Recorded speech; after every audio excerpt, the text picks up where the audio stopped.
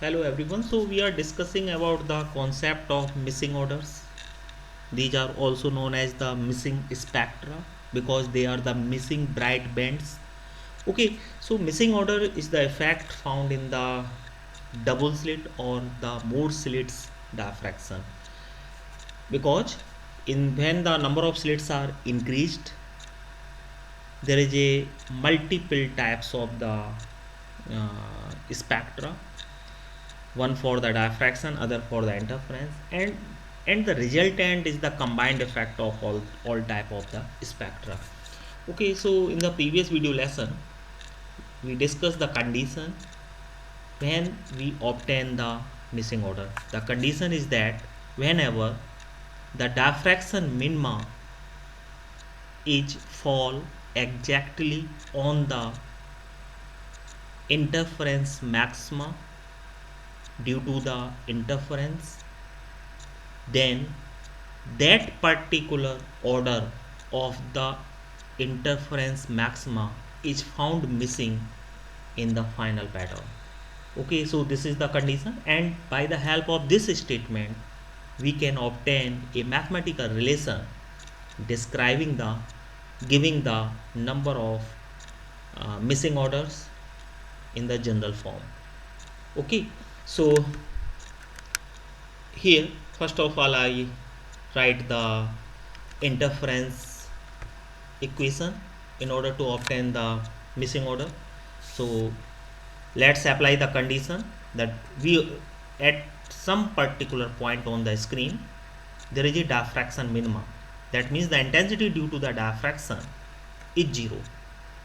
Okay, then cos square alpha I is equal to 0, whatever the value of cos square alpha, there is no matter what is the value of cos square alpha, we always find I is equal to 0. That means dark band on the screen at that particular angle. Okay, so this is the condition, and the statement is at any point of the screen if the interference maxima coincides means at the same angle with the diffraction minima, then that interference maxima will found missing, will disappear, will absent in the final pattern. These interference maxima, these missing, okay, these absent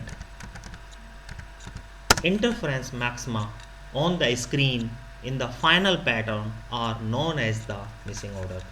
Okay, so here this is the graph which we already discussed in our previous video lesson. Okay, so there are three types of the graph. The purple graph is the cos square alpha. This is the cos square alpha is this is the cos square alpha graph. So this is the Young's double slit intensity variation pattern. The high peak show the bright, and the dip in the graph shows the dark band. Okay, and in the blue color I try to plot the central bright band, central maxima, zero order maxima of the single slit diffraction, and the red color pattern is the modified intensity. This is the modified intensity found on the screen. Okay, so uh, here you can observe that these are the basically interference but modified intensity, but has modified intensity. And at this point you found that the maxima of the interference, this is the maxima of the interference, this is the m is equal to 3, third order maxima due to the interference.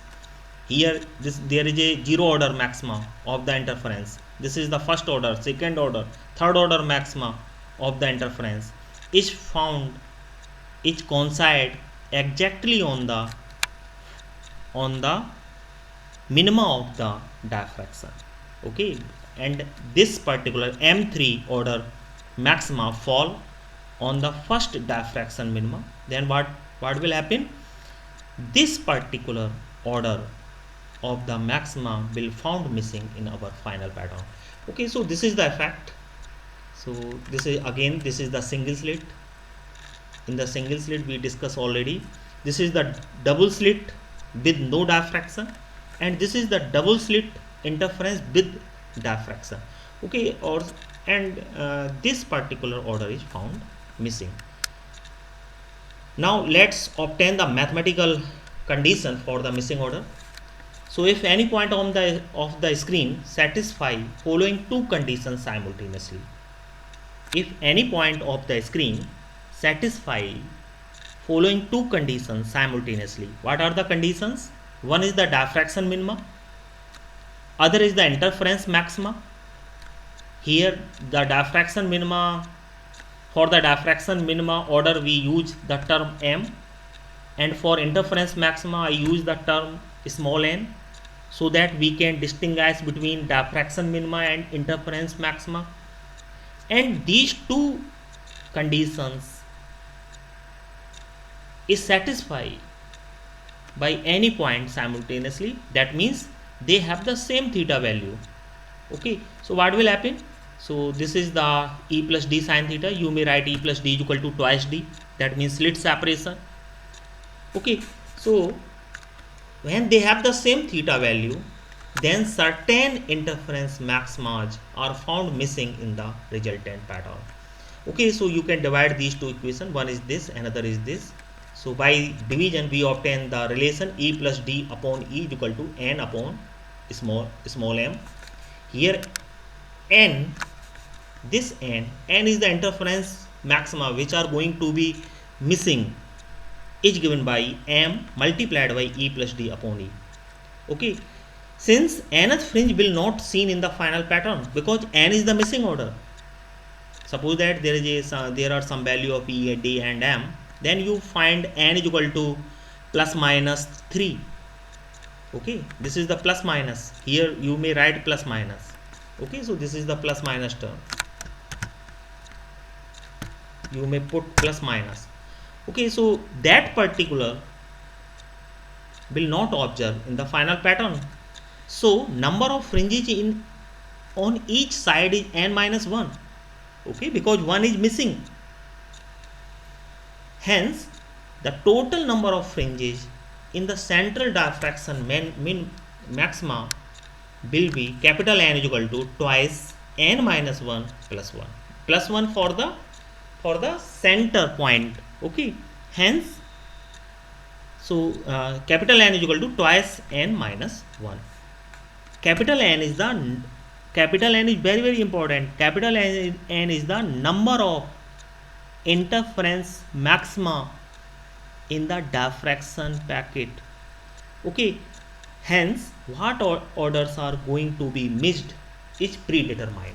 Okay, why predetermined? Because the number of orders going to be missed is based on the slit parameters. E is the slit width, D is the separation. Okay, so what orders are going to be missed? What orders are going to be missed is totally predetermined. Okay, so let's see the figure again. So this is the final pattern. Okay, so you can count how many interference maxima. This is the central envelope of the diffraction. This is the first secondary envelope. This is the second. This is also the first secondary maxima due to the diffraction. And how many interference maxima are going to be are within this envelope, you can count, and it is given by capital N. Capital N is equal to twice n minus 1. Okay, so you can observe the number of maxima here, 1 2 3 4 5. So there are 5 interference maxima within the first secondary maxima.